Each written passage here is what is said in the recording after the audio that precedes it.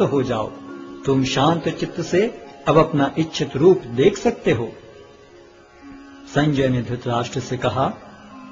अर्जुन से इस प्रकार कहने के बाद भगवान कृष्ण ने अपना असली चतुर्भुज रूप प्रकट किया और अंत में 2 भुजाओं वाला अपना रूप प्रदर्शित करके भयभीत अर्जुन को धैर्य बंधाया। जब अर्जुन ने कृष्ण को उनके आदि रूप में देखा तो कहा, हे जनार्दन, आपके इस अति सुंदर मानवीय रूप को देखकर मैं अब स्थिर चित्त हूँ और मैंने अपनी प्राकृत अवस्था प्राप्त कर ली है। श्री भगवान ने कहा, हे अर्जुन, तुम मेरे जिस रूप को इस समय देख रहे हो उसे देख पाना अत्यंत दुष्कर है। यहाँ तक कि देवता भी इस अत्यंत प्रिय रूप को देखने की ताक में रहते हैं। तुम अपने दिव्य नेत्रों से जिस रूप का दर्शन कर रहे हो उसे न तो वेदाध्ययन से, न कठिन तपस्या से, न दान से, न पूजा से ही जाना जा सकता है। कोई इन साधनों के द्वारा मुझे मेरे रूप में नहीं देख सकता। हे अर्जुन, केवल अनन्य भक्ति द्वारा मुझे उस रूप में समझा जा सकता है जिस रूप में मैं तुम्हारे समक्ष खड़ा हूँ, और इसी प्रकार मेरा साक्षात दर्शन भी किया जा सकता है। केवल इसी विधि से तुम मेरे ज्ञान के रहस्य को पा सकते हो। हे अर्जुन, जो व्यक्ति सकाम कर्मों तथा मनोधर्म के कलमश से मुक्त होकर मेरी शुद्ध भक्ति में तत्पर रहता है, जो मेरे लिए ही कर्म करता है, जो मुझे ही जीवन लक्ष्य समझता है और जो प्रत्येक जीव से मैत्री भाव रखता है, वह निश्चय ही मुझे प्राप्त करता है।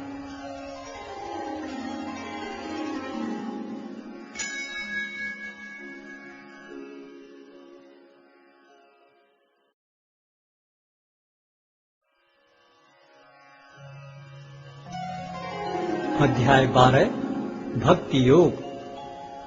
अर्जुन ने पूछा, जो आपकी सेवा में सदैव तत्पर रहते हैं या जो अव्यक्त निर्विशेष ब्रह्म की पूजा करते हैं, इन दोनों में से किसे अधिक पूर्ण माना जाए?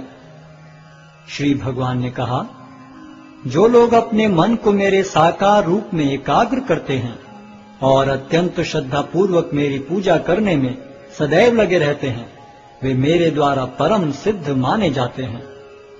लेकिन जो लोग अपनी इंद्रियों को वश में करके तथा सबों के प्रति संभाव रखकर परम सत्य की निराकार कल्पना के अंतर्गत उस अव्यक्त की पूरी तरह से पूजा करते हैं, जो इंद्रियों की अनुभूति के परे है, सर्वव्यापी है, अकल्पनीय है, अपरिवर्तनीय है, अचल तथा ध्रुव है, वे समस्त लोगों के कल्याण में संलग्न रहकर अंततः मुझे प्राप्त करते हैं। जिन लोगों के मन परमेश्वर के अव्यक्त निराकार स्वरूप के प्रति आसक्त हैं, उनके लिए प्रगति कर पाना अत्यंत कष्टप्रद है। देहधारियों के लिए उस क्षेत्र में प्रगति कर पाना सदैव दुष्कर होता है। जो अपने सारे कार्यों को मुझ में अर्पित करके तथा अविचलित भाव से मेरी भक्ति करते हुए मेरी पूजा करते हैं और अपने चित्तों को मुझ पर स्थित करके निरंतर मेरा ध्यान करते हैं, उनके लिए हे पार्थ, मैं जन्म मृत्यु के सागर से शीघ्र उद्धार करने वाला हूँ। मुझ भगवान में अपने चित्त को स्थिर करो और अपनी सारी बुद्धि मुझ में लगाओ। इस प्रकार तुम निस्संदेह मुझ में सदैव वास करोगे। हे अर्जुन, हे धनंजय, यदि तुम अपने चित्त को विचल भाव से मुझ पर स्थिर नहीं कर सकते तो तुम भक्ति योग के विधि विधानों का पालन करो। इस प्रकार तुम मुझे प्राप्त करने की चाह उत्पन्न करो। यदि तुम भक्ति योग के विधि विधानों का भी अभ्यास नहीं कर सकते तो मेरे लिए कर्म करने का प्रयत्न करो, क्योंकि मेरे लिए कर्म करने से तुम पूर्ण अवस्था को प्राप्त होगे। किंतु यदि तुम मेरे इस भावनामृत में कर्म करने में असमर्थ हो तो तुम अपने कर्म के समस्त फलों को त्याग कर कर्म करने का तथा आत्मस्थित होने का प्रयत्न करो। यदि तुम यह अभ्यास नहीं कर सकते तो ज्ञान के अनुशीलन में लग जाओ। लेकिन ज्ञान से श्रेष्ठ ध्यान है और ध्यान से भी श्रेष्ठ है कर्म फलों का परित्याग, क्योंकि ऐसे त्याग से मनुष्य को मन शांति प्राप्त हो सकती है।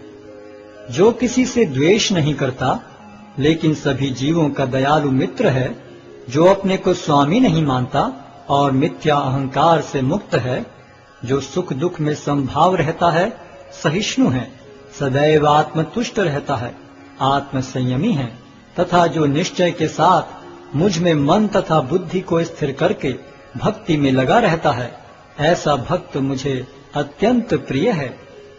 जिससे किसी को कष्ट नहीं पहुंचता तथा जो अन्य किसी के द्वारा विचलित नहीं किया जाता, जो सुख दुख में भय तथा चिंता में संभाव रखता है, वह मुझे अत्यंत प्रिय है।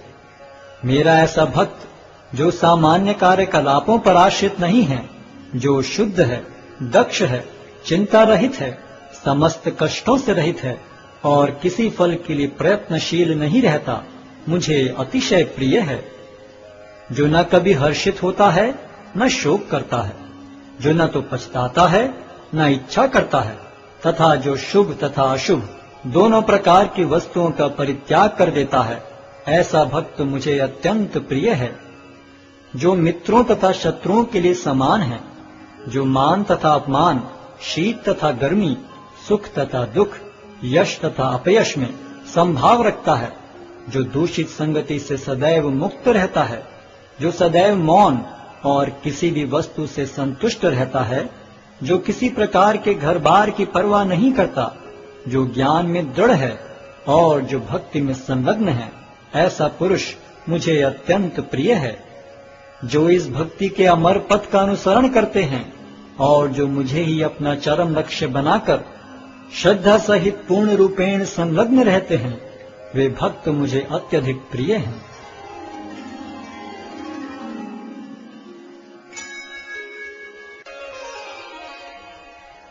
अध्याय 13 प्रकृति, पुरुष तथा चेतना। अर्जुन ने कहा, हे कृष्ण, मैं प्रकृति एवं पुरुष, क्षेत्र एवं क्षेत्रज्ञ तथा ज्ञान एवं ज्ञेय के विषय में जानने का इच्छुक हूं। श्री भगवान ने कहा, हे कुंती पुत्र, यह शरीर क्षेत्र कहलाता है और इस क्षेत्र को जानने वाला क्षेत्रज्ञ है। हे भरतवंशी, तुम्हें ज्ञात होना चाहिए कि मैं भी समस्त शरीरों में ज्ञाता भी हूँ और इस शरीर तथा इसके ज्ञाता को जान लेना ज्ञान कहलाता है, ऐसा मेरा मत है। अब तुम मुझसे यह सब संक्षेप में सुनो कि कर्म क्षेत्र क्या है, यह किस प्रकार बना है, इसमें क्या परिवर्तन होते हैं, यह कहाँ से उत्पन्न होता है, इस कर्म क्षेत्र को जानने वाला कौन है और उसके क्या प्रभाव हैं। विभिन्न वैदिक ग्रंथों में विभिन्न ऋषियों ने कार्यकलापों के क्षेत्र तथा उन कार्यकलापों के ज्ञाता के ज्ञान का वर्णन किया है। इसे विशेष रूप से वेदांत सूत्र में कार्य कारण के समस्त तर्क समेत प्रस्तुत किया गया है। पंच महाभूत, अहंकार, बुद्धि, अव्यक्त, 10 इंद्रियां तथा मन, 5 इंद्रिय विषय, इच्छा, द्वेष, सुख, दुख, संघात, जीवन के लक्षण तथा धैर्य, इन सब को संक्षेप में कर्म का क्षेत्र तथा उसकी अंत क्रियाएं कहा जाता है। विनम्रता, दंभहीनता, अहिंसा, सहिष्णुता, सरलता, प्रामाणिक गुरु के पास जाना, पवित्रता, स्थिरता, आत्मसंयम, इंद्रिय तृप्ति के विषयों का परित्याग, अहंकार का अभाव, जन्म, मृत्यु, वृद्धावस्था तथा रोग के दोषों की अनुभूति, वैराग्य, संतान, स्त्री, घर तथा अन्य वस्तुओं की ममता से मुक्ति, अच्छी तथा बुरी घटनाओं के प्रति संभाव, मेरे प्रति निरंतर अनन्य भक्ति, एकांत स्थान में रहने की इच्छा, जन समूह से विलगाव, आत्म साक्षात्कार की महत्ता को स्वीकारना तथा परम सत्य की दार्शनिक खोज, इन सब को मैं ज्ञान घोषित करता हूँ और इनके अतिरिक्त जो भी है वह सब अज्ञान है। अब मैं तुम्हें ज्ञेय के विषय में बतलाऊंगा, जिसे जानकर तुम नित्य ब्रह्म का